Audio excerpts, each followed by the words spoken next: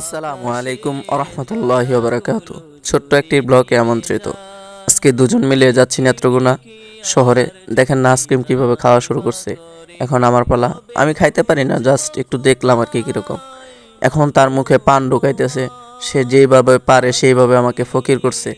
তার বিচার চাই, বিচার করবেন। দেখেন পান কেমনে খায়। তো নিউটনে গাড়িটা চালাইতেছে, তার জন্য দোয়া করবেন। এই দেখেন ভাব ভাব, নায়ক নায়ক ভাব। নেত্রকোনা শহরে উঠে দেখি জ্যাম, আস্তে ধীরে চালাচ্ছি।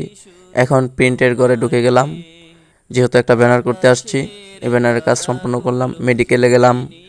এই যে মেডিকেল হল। এখন খাবারের পালা। এই যে হোটেলে ঢুকলাম, দেখেন স্যার কিভাবে অজু করে আসলে এখন খাইতে বসছে। আরে ভাই কম খা, দেখ মুহে দে। হ্যাঁ অজু করতেছে আবার। তার ভাষণ একটু পরে শুনতে পারবেন। এই যে সে ভাষণ দেওয়া শুরু করছে। এখন ব্যানারটা পোলা মানে ধরে আছে, দেখেন ব্যানারটা কত সুন্দর।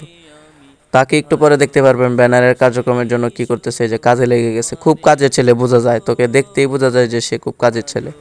তার জন্য দোয়া করবেন। আসসালামু আলাইকুম আ রহমতুল্লাহি ওয়া বারাকাতুহু।